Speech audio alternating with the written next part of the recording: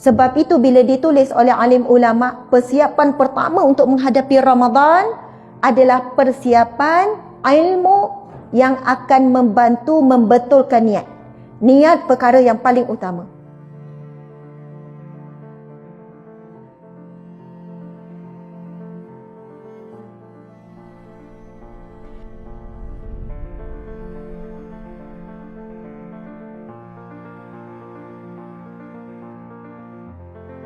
Muslimin muslimat dimati Allah sekalian, saya diberi tajuk berkenaan dengan Ramadan. Bila kita sebut nama Nabi Muhammad sallallahu alaihi wasallam, siapa yang rindukan Nabi? Semua. Siapa yang sayang Nabi? Allahu akbar. Nabi Muhammad sallallahu alaihi wasallam ahsanun nas, ahsanul khaliqin. Sebaik-baik manusia, sebaik-baik ciptaan Allah. Dan Allah berikan anugerah sebaik-baik manusia ini kepada umat Nabi Muhammad sallallahu alaihi wasallam. Nabi Muhammad adalah anugerah yang terindah buat seluruh manusia. Tetapi jangan lupa kepada pemberi anugerah. Rasulullah adalah hadiah yang terbaik, yang terindah. Jangan lupa kepada pemberi hadiah, iaitu Allah Subhanahu wa taala. Kerana manusia sangat mudah leka dengan hadiah, sehingga lupa kepada pemberi hadiah. Dalam kita memuji Rasulullah, kita merindui Rasulullah, kita mencintai Rasulullah, jangan sampai sirna. Jangan sampai kita lupa bahawasanya Allah yang maha mencintai kita mengurniakan Nabi Muhammad sallallahu alaihi wasallam kepada kita. Allah Subhanahu wa taala berfirman di dalam Al-Quran, "Wa ma arsalnaka illa rahmatan lil alamin." Dan tidak, Allah mulakan dengan nafiyah, nafi dulu. Dan tidaklah kami mengutuskan kamu wahai Muhammad illa, kecuali untuk memberi rahmat kepada sekalian alam. Sebab itu apabila Nabi Muhammad sallallahu alaihi wasallam lahir, maka seluruh binatang-binatang di lautan, di langit, di dalam perut bumi, seluruh makhluk, bukit, bukau, lautan, langit dan semuanya, ya Allah, mengucapkan syukur bersujud kepada Allah Subhanahu wa taala. Allahu akbar. Rahmat Nabi Muhammad sallallahu alaihi wasallam. Sehingga kan kita dikurniakan, masya-Allah, bulan Ramadan yang sangat mulia. Sebaik-baik bulan yang tidak pernah dikurniakan kepada mana-mana umat. Umat Nabi Muhammad sallallahu alaihi wasallam umurnya paling pendek. Tetapi asbab bulan Ramadan, maka pahala amalan ibadah umat Nabi Muhammad sallallahu alaihi wasallam akan jadi lebih banyak dan lebih panjang daripada umat terdahulu. Kerana digandakan setiap amalan berganda-ganda, sehingga adanya satu malam yang lebih baik daripada 1000 bulan. Allahu akbar, Allahu akbar, Allahu akbar. Jika disebutkan rahmat Nabi Muhammad sallallahu alaihi wasallam dan kelebihan kita menjadi umat Nabi sallallahu alaihi wasallam, tidak terhitung.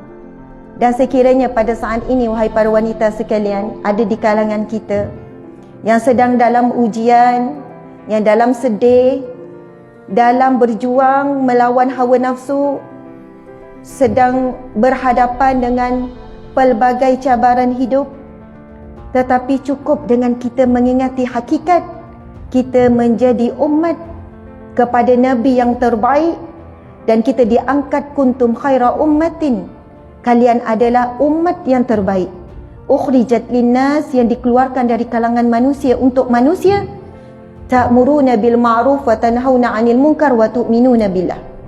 3 syarat untuk jadi umat yang terbaik.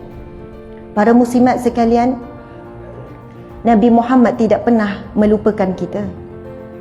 Sebelum kita rindukan Nabi, Nabi rindukan kita dahulu. Sebelum kita mencintai Nabi, Nabi mencintai kita dulu. Dan asbab Nabi Muhammad sallallahu alaihi wasallam, kedudukan wanita dinaikkan darjat begitu tinggi. Allahu Akbar, subhanallah. Maka para muslimat sekalian, marilah kita menyayangi diri kita.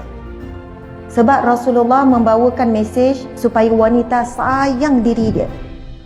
Berjuang untuk menyelamatkan diri kita daripada api neraka. Berjuang memastikan kita masuk syurga. Sebab kita nak masuk syurga bersama dengan Nabi Muhammad sallallahu alaihi wasallam. Kita nak berada di belakang Sayyidatina Khadijah, Sayyidatina Aisyah, Sayyidatina Fatimah, Sayyidatina Rabi'atul Adawiyah, Sayyidatina Asiyah. Allahu Akbar, subhanallah. Saya nak sebutkan satu kisah pendek berkenaan dengan Sayyidatina Hafsah. Sayyidatina Hafsah adalah seorang wanita yang diberi gelaran wanita ahli siyam, wanita ahli puasa. Sayyidatina Hafsah binti Umar dilahirkan 5 tahun sebelum tahun kenabian. Masa umur Nabi 35 tahun dia baru lahir. Subhanallah, 5 tahun sebelum tahun kenabian. Tahun kenabian Nabi dilantik menjadi Nabi umur 40 tahun. Dia adalah anak kepada Sayyidina Umar radhiyallahu anhu. Dia merupakan isteri Nabi, salah seorang isteri Nabi. Sayyidatina Aisyah pernah menyebutkan Hafsah adalah salah seorang isteri Nabi yang menyamai kedudukanku. Dari sudut kesolehannya, kewarakannya, sedekahnya, amal ibadahnya.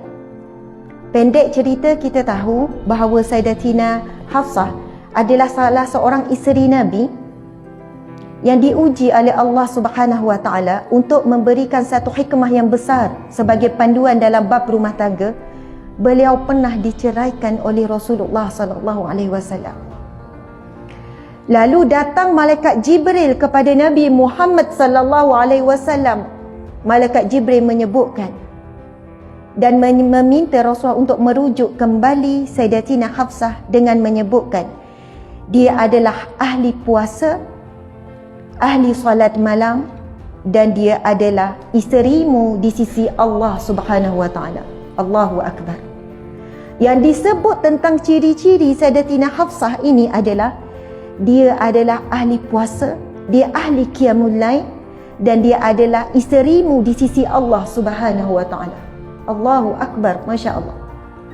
Muslimat yang saya hormati sekalian, agak-agak ada tak satu ibadah yang melekat pada diri kita sehingga kita boleh digelar sebagai mungkin wanita ini ahli sedekah, wanita ini ahli zikir, wanita ini ahli salawat, wanita ini ahli qiyam, ahli siyam, wanita ini akhlaknya mulia. Kita bimbang kita hanya ada ahli kapue. Minta maaf ya. Ahli kowe, ahli sekian, ahli sekian, ahli sekian. Tetapi apabila perkara yang berkaitan dengan akhirat, kita harus fikirkan diri kita di mahsyar kelak dibangkitkan dengan kumpulan mana. Allahu Akbar. Ini memang perlu kita betul wahai muslimah. Kerana hawa nafsu kita sangat bijak tipu daya diri kita. Kita rasa kita dah solehah dengan penampilan kita. Kita rasa kita dah hijrah. Kalau sebelum ini belum menutup aurat. Tetapi rupanya kita hanya hijrah daripada maksiat zahir kepada maksiat batin. Kalau sebelum ini zahir kita bermaksiat kepada Allah. Namun bila kita berubah hadir majlis-majlis yang lebih baik, kita berpindah kepada maksiat batin dengan perasaan riak, perasaan ujub, perasaan ingin dipuji, perasaan rasa lebih baik. Saya nak sentuh sikit. Kita nak pergi kepada kalimah Ramadan itu sendiri. Ramadan dalam bahasa Arab. Bahasa Melayu pun kita eja Ramadan. Tapi cuba bayangkan huruf bahasa Arab, akronim Ra, Mim, Dha, Alif, Nun. Betul tak muslimat? Ramadan. Ra, Mim, Dha, Alif, Nun. Ra, Ramadan itu Ra mewakili Ridwanullah. Ridwanullah, iaitu redha Allah ataupun redha ataupun ridha Allah, boleh juga. Ridwanu ataupun ridha Allah. Ra bagi kalimah pertama Ramadan. Di dalam bulan Ramadan Allah buka pintu redanya seluasnya kepada kita. Lepas tu huruf yang kedua apa? M. M pula. Mim. Mim. Maghfiratullah. Bulan yang penuh dengan pengampunan Allah. Man qama Ramadan, hadis Nabi sallallahu alaihi wasallam, hadis yang sahih, man qama Ramadan atau kama qala man shama Ramadan imanan wa ihtisaban ghufira lahu ma taqaddama min zambi. Siapa yang berpuasa siang hari pada bulan Ramadan, siapa yang membangunkan malam Ramadan imanan wa ihtisaban, dengan penuh yakin dan percaya, dengan penuh keimanan, dengan segala janji yang Allah sediakan, ghufira lahu, akan diampunkan ma taqaddama min zambi, daripada segala dosanya yang terdahulu.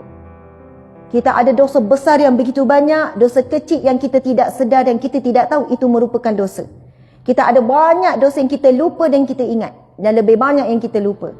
Dosa yang kita sedar ataupun tidak, dosa yang kita tahu dan tidak tahu. Kita ada banyak dosa dengan sekalian makhluk Allah.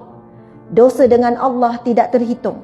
Dosa dengan makhluk manusia, dengan binatang, dengan muka bumi Allah, dengan sungai, dengan udara Allah, dengan bukit bukau. Terlalu banyak dosa kita.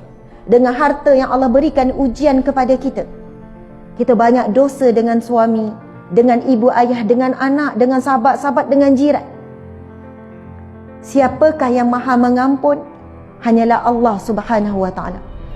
Dengan taubatan nasuha, Allah boleh ampunkan dosa kita umpama kita tidak pernah buat. Dengan taubatan nasuha, sekalian banyak dosa Allah boleh ampunkan dengan sekaligus. Tidak perlu kita sebut senarai dosa-dosa kita. Himpun dengan satu permohonan. Dan Allah sediakan bulan Ramadan akan diampunkan semua dosa yang terdahulu.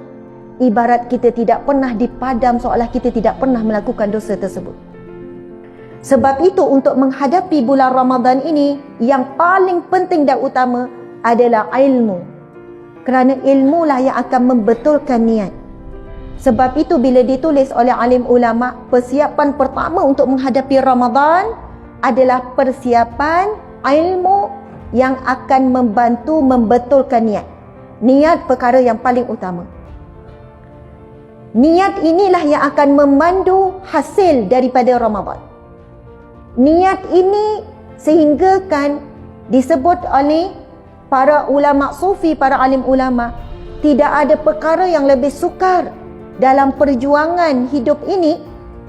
Tidak sesukar untuk buat ibadah qiyam, tidak sesukar untuk buat ibadah siam, tidak sesukar untuk berperang, tidak sesukar. Yang paling sukar adalah untuk membetulkan niat. Bila kita melakukan sesuatu amal ibadah, kita datang pada hari ini, saat ini, nak betulkan niat, benar-benar tulus mencari redha Allah. Betulkan niat Ramadan ini untuk melakukan ibadah ikhlas kerana Allah. Sebab hanya amalan ibadah yang ikhlas saja yang Allah akan terima. Allahu Akbar. Macam mana kita nak tahu kita ikhlas atau tidak? Bagaimana kita nak belajar jadi wanita minal mukhlisina lahuddin, orang yang ikhlas dalam agama Allah? Tidak lain daripada majlis-majlis ilmu. Masya Allah, doa dengan Allah. Minta kita jadi, ya Allah jadikanlah aku di kalangan orang yang ikhlas. Antara doanya muslimat, doa iftitah tu, Allahu Akbar kabira, Allah maha besar sebesar-besarnya, walhamdulillahi katsira. Segala pujian bagi Allah, katsira sebanyak-banyaknya, wa subhanallahi bukratan wa asila, maha suci Allah pada waktu pagi dan waktu petang. Lagi? Sambung lagi. Wajjahtu wajha lilladzi fatara samawati wal ard. Aku hadapkan wajahku kepada Allah yang menguasai langit dan bumi. Lagi?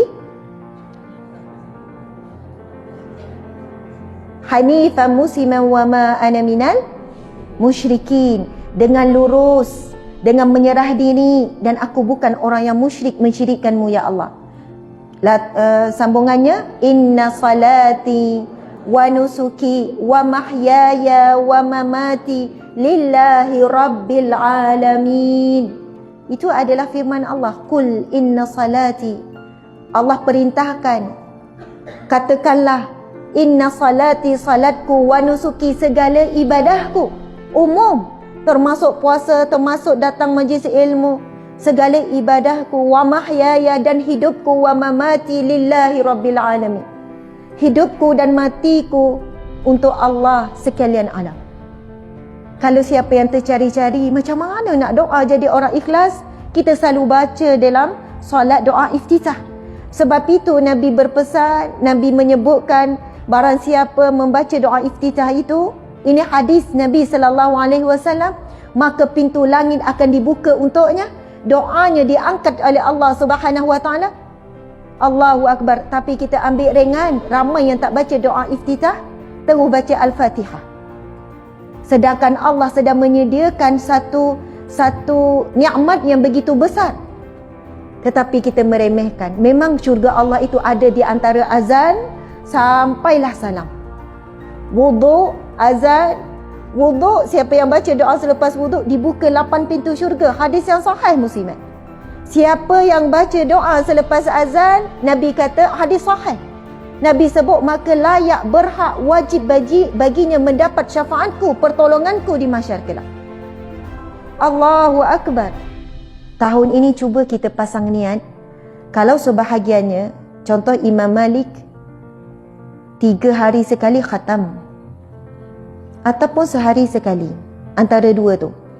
Ramai alim ulama salafus salih, para sahabat Nabi, 3 hari sekali khatam. Boleh bayangkan 3 hari sekali khatam, maksudnya khatam berapa kali? 10 kali di bulan Ramadan. Ada yang sekali sehari, bahkan ada yang lebih kerap daripada itu, wallahu alam. Kita cuba target tahun ni nak khatam berapa kali? Boleh tak kita naikkan kepada 2 kali? InsyaAllah 2 kali. Pada bulan Ramadan, kita lebihkan sikit tidur siang pun boleh. Janganlah lama sangat. Boleh tidur lepas zuhur. Tidur lepas zuhur tu tak sedar-sedar dah dekat buka puasa. Jangan macam tu ya. Ada orang kata macam mana tip supaya bulan Ramadan nanti tak rasa letih. Tidur, bangun, tidur. Subhanallah, Allahu Akbar. Muslimat sekalian, yang dikatakan tidur pun dapat pahala adalah tidur dalam letih beribadah. Bukan, jangan anggap tidur saja pahala. Tidur orang yang letih beribadah di bulan Ramadan. Dia baca Quran, dia ngantuk, dia tidur sekejap dengan niat untuk hilangkan ngantuk. Bangun baca Quran balik, lepas tu ngantuk, tidur balik. Tidur kerana berpenat dengan ibadah. Bila disebut hadis Nabi tadi, man qama Ramadan, siapa yang menghidupkan malam Ramadan, imanan wa ihtisaban, dengan ilmu kita mula faham. Sebab bila siapa yang nak baca penjelasan tentang hadis ini, buka Jabatan Mufti Wilayah. Sebab para alim ulama banyaknya mensyarahkan ini ditumpukan kepada malam Ramadan. Sebab siang dengan ibadah puasa, malam dengan ibadah menghidupkan malam. Jadi kita cuba Ramadan kali ini, malam tidur separuh sahaja. Wih, lama juga separuh ya. Masya Allah. Kita bangun lebih awal, mungkin maksudnya 3 jam ataupun 4 jam. Kita target kalau dapat sekali khatam, Alhamdulillah. Dapat 2 kali, kau dapat 3 kali. Malam tu kita perbanyakkan membaca Al-Quran. Ya, solat-solat tu kita makruf lah solat-solat apa. Tapi perbanyakkan pada waktu malam itu baca Quran.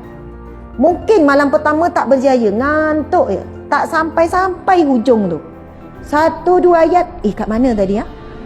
Sambung lagi, kat mana? Ulang balik. Biasa berlaku kan? Bukan baca Quran je, tahiyat pun biasa berlaku. Boleh tertidur masa tahiyat kan? Kat mana tadi? Baca lagi, ulang balik. Subhanallah. Tapi jangan putus asa. Malam pertama ya, masuk malam kedua, masuk malam ketiga. Barakah Ramadan, jangan mengalah. Yang mudahnya, ya Allah Engkau maha memahamiku, ya Allah. Tidur. Jangan mengalah. Kita nak jadi wanita salihah tadi, Masya Allah. Mungkin malam ketiga, malam keempat Allah beri mata yang jelas sampai tiada mengantuk lagi. Hawa nafsu kita berjaya kita pukul, berjaya kita tendang, berjaya dikalahkan. Maka ketika itulah kita mula merasai nikmatnya menjadi pemuji, pemuja, pencinta Allah, pencinta Rasulullah pada waktu malam yang paling mustajab, pada waktu malam mudah-mudahan jatuhnya pada malam Lailatul Qadar. Amin ya rabbal alamin. Subhanallah. Sebagai khulasah penutup muslimat sekalian, Masya Allah, wanita di bulan Ramadan antara golongan yang boleh dapat pahala melebihi lelaki. Melebihi lelaki. Jangan cemburu kepada lelaki walaupun kita uzur haid. Memang kita dibenarkan untuk makan pil untuk elakkan haid di bulan Ramadan, harus hukumnya. Tetapi adalah lebih baik kita redha supaya dapat redha Allah dengan ketetapan qada dan qadar Allah. Redha saja, dapat redha Allah. Di situlah peluang bagi wanita saya lihat di bulan Ramadan, sebab Allah sediakan peluang ini di bulan Ramadan saja, iaitu barang siapa yang memberi makan orang yang berbuka puasa, maka dia dapat pahala puasa yang sama tanpa dikurangi sedikit pun. Masya Allah, Allahu Akbar. Siapa yang biasanya menyediakan makan berbuka? Angkat tangan. Semualah. Orang lelaki, dia tahu hadis ni, tapi dia sangat sukar untuk beramal. Sebab sudah jadi kebiasaan wanita yang menyediakan makanan. Bayangkan kita siapkan untuk 10 orang. 10 orang kali 30 hari berpuasa. 10 kali 30 berapa? 300. Kita dapat pahala bukan 30 hari kita berpuasa, dapat pahala 300 hari puasa Ramadan. Itu kalau 10 orang. Jadi wahai para musliman, tolong cari. Ada orang dia kata, Ustazah, saya bagi kuih, tapi orang tu tak buka dengan kuih saya pun. Dia buka dengan yang lain. Saya dapat tak pahala tu? Dah risau pula kan? Ini orang yang detail, dia fikir sungguh. Dia nak orang tu buka puasa dengan makanan dia. Bagi saya inilah sifat wanita yang benar-benar mengharapkan pahala tu. Bila saya bagi kurma, saya tengok dia tak makan kurma saya juga. Kurma sangat banyak. Jadi suka saya cadangkan dan selalu saya cadangkan cadangan ini. Tolong cari, dan bulan Ramadan adalah bulan bahagia bagi asnaf fakir miskin. Cari lebih kurang, carilah dalam 10 keluarga asnaf fakir miskin. Pergilah ke Jabatan Agama, Majlis Agama, cari senarai nama asnaf fakir miskin dalam kawasan daerah kita sebab nak mudahkan.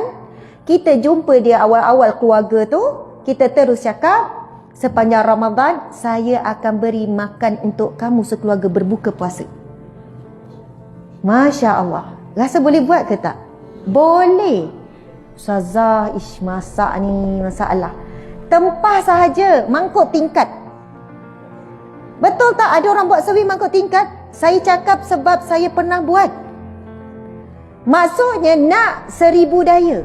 Kita cari 10 keluarga, tanya bajet, ni 5 orang sekeluarga, satu keluarga ada 5 orang. InsyaAllah confirm dia akan buka puasa dengan makanan yang kita sediakan. Boleh jadi bukan puasa kita diterima Allah, tapi puasa asnaf fakir miskin ni. Allahu Akbar, Masya Allah.